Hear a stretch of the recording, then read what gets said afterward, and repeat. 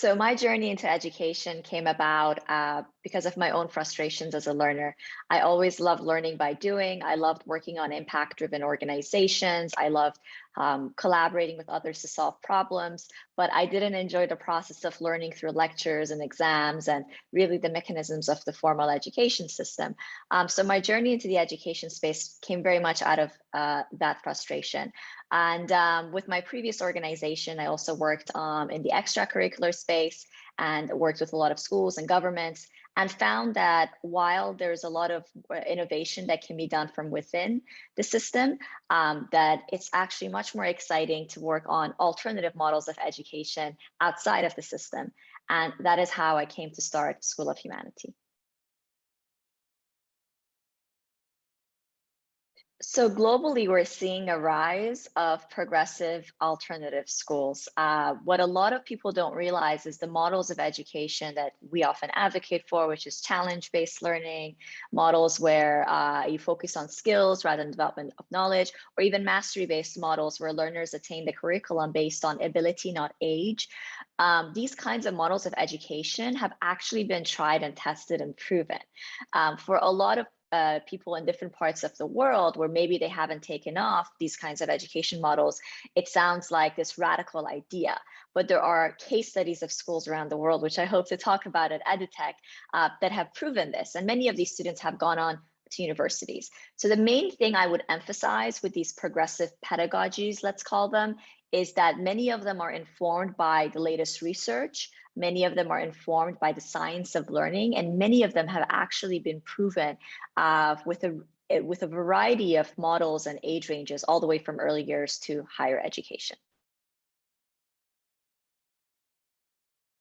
When it comes to scaling these pedagogies, I absolutely believe there's two strong catalysts. One is the obvious answer of digital technologies. I think leveraging hybrid learning models and online learning models to scale these pedagogies is a really powerful force. Now, the key thing I would highlight here as a caveat is most traditional learning management systems, most platforms were actually designed for the industrial era models, right? So they're designed for courses with traditional summative assessments.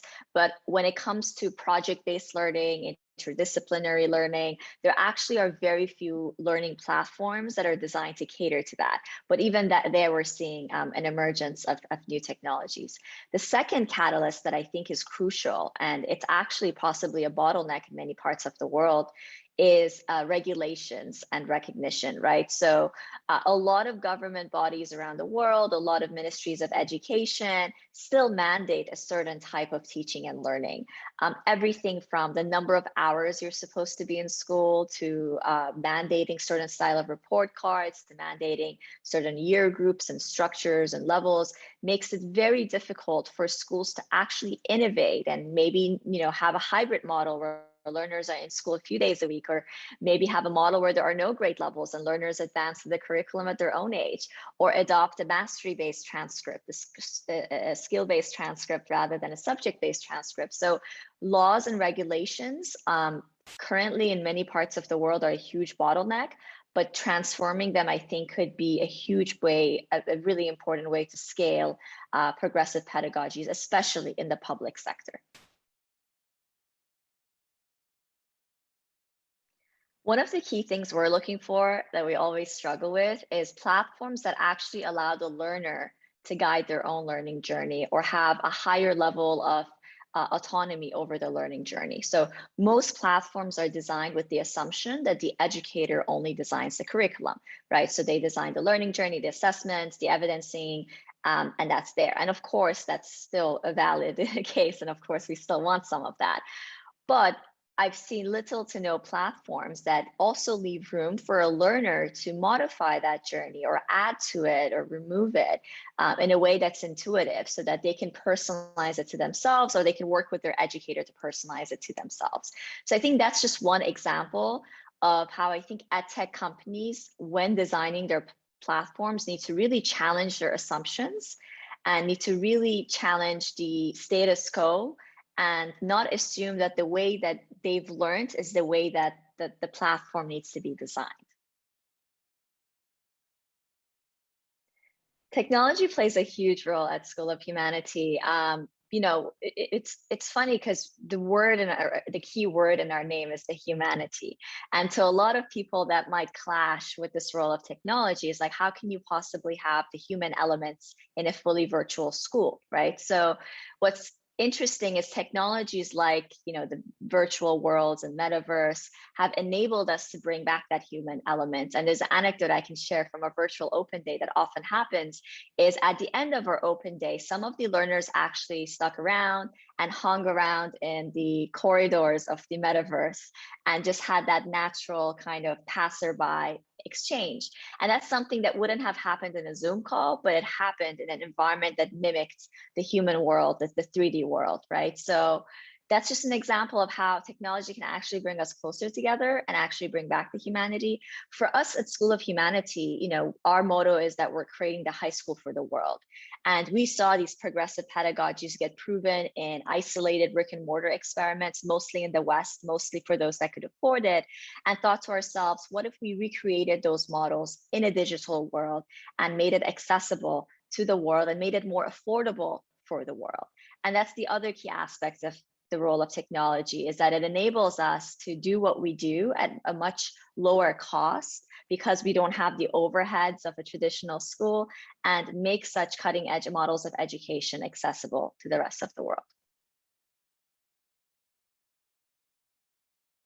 For me, a 21st century education is not just about reinventing how you learn, but also what you learn and where you learn. So we need innovation across all of those different dimensions of learning. And to just elaborate on each of those a little bit, in terms of what we learn, we need to upgrade not just our models, but also the curriculum, the things that we focus on in our classrooms, in our curriculum at large. And what we learn needs to be informed by the 21st century global challenges, the requirements of human progress, the trends that we're seeing in the emerging workforce, but also the requirements to live a life of flourishing and purpose.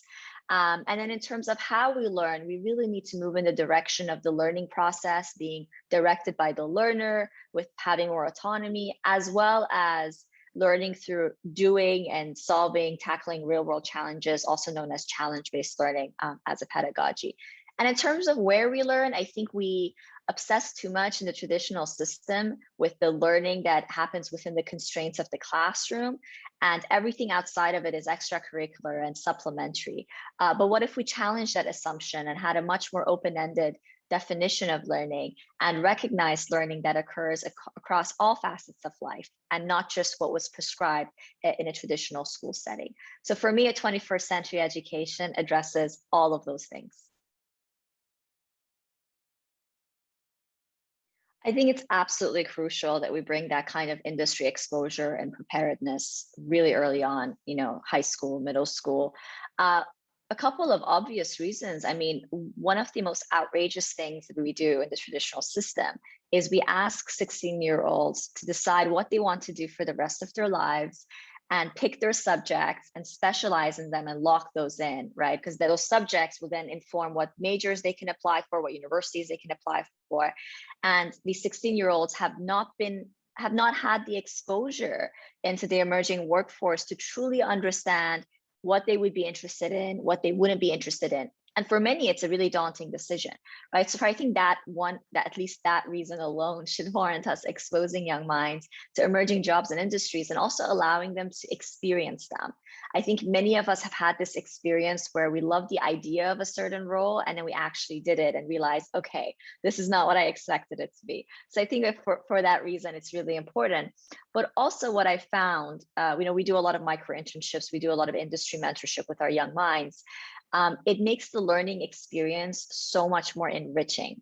They can see the direct relevance of the things they're learning because they can see their applications across workforce, solving different problems in the world. And that's just a much more engaging experience. There isn't this huge disconnect between concepts and their applications. So for those reasons, and the last thing I'll add is most young minds have a lot to offer to the leading organizations. I mean, we hear from the organizations we work with all the time that, they were super impressed. So yeah, there's lots of reasons why we should expose young minds to industry experience early on. I know a lot of amazing women leaders in education. I think it's one of those spaces where having the leadership style of a woman actually is a huge advantage, and plays a huge role. And one of my, on the topic of gender equality, one of the things that makes me really excited about our model becoming accessible to the world is that it's now becoming accessible to girls in many countries that would have otherwise not have had access to this kind of education. So we focus mostly on emerging economies. Most of our learners come from places like Nigeria, Saudi Arabia, UAE, South Africa, Brazil. And for many of those girls, it's the first time they're experiencing something like this. And in fact, 70% of our learner body is girls. This is like a huge, huge topic for us. And just the other day, I was speaking to a learner from a country in the Middle East where she was explaining that online models like School of Humanity allow her to close a gender gap for herself, because in her country, the boys get all the opportunities, and the boys get to go to all these interesting tech classes that she doesn't get to go because of the way her school is structured. But because of online platforms like this one, she can still get opportunities and access. So I think it's a really exciting space. Wonderful. So I am really excited to talk about how we can reinvent high school education. My hope is to deliver a talk on case studies and examples from around the world of schools that have truly reimagined how they teach, but also what they teach, and moved away from some of the assumptions we make in the traditional system. What I also hope to share is some of the lessons that we've learned, with all of the dimensions of what we're doing, everything from dealing with university and recognition with our progressive model to how we allow for socialization as an online school. And finally, I hope that I can provide practical steps and strategies for schools that want to move in this direction, but are perhaps struggling and don't know where to start.